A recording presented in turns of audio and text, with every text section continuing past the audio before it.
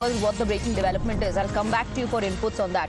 So, on the issue of increasing work hours, Karnataka IT Union has now issued a statement and has slammed the proposal to increase work hours. Resist, that's the title of that page that you see there. Resist 12-hour work day. Let's go back to Imran. Yes, Imran.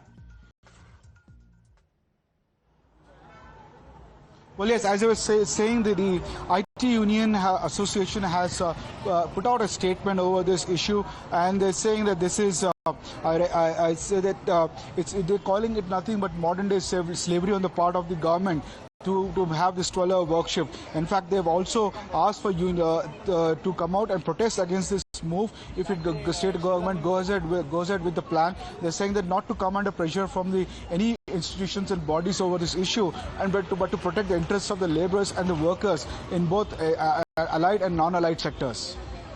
All right, Imran, let's also listen into how people are responding to this. Very important to have work-life balance. So if there is requirement of a certain job where you have to work, I'm assuming we need to have a way out where we can have a specific work-life balance. It will help the company, but on the part of this, we should think for employee also, whether his mental state will be same or not.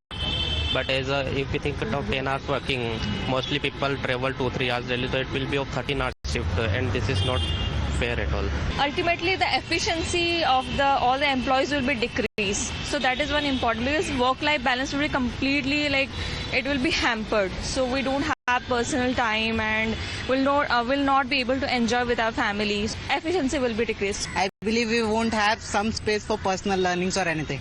And not everything is possible on weekends. If you say that for weekends we have 2 days left off, or you are free to do what you have to do, but that's not possible, you know. So I don't think so it's a very good or a practical thing to do. Imran continues to be with us. People already rejecting, at least from what we heard, people rejecting this idea, this proposal of increasing work hours. But, you know, people like Mohan Das Pai, Imran, are talking about focusing on total working hours. And that should not be increased, he says. This is only going to provide more flexibility. Now, according to reports, this particular proposal also seeks to increase overtime limit from 50 to 144 hours in 3 months. Well, absolutely. In fact, as I said, there are many voices over this particular issue. It's a very divided opinion about it. Some would say, cite examples of China, and others saying that they work much more longer hours and they are a superpower and world power. But others also have counter arguments to it. What about the existing human laws? And we are not a Chinese society. We are a democratic setup, and where things are taken through consensus. And also important is the other gives example of the Scandinavian countries or European nations, where developed countries are there, but they have better in terms of health standards, life standards, and also the overall work-life balance, which is a concept which they say it's talked about. But some like others would say that that's a Western concept that doesn't apply to India.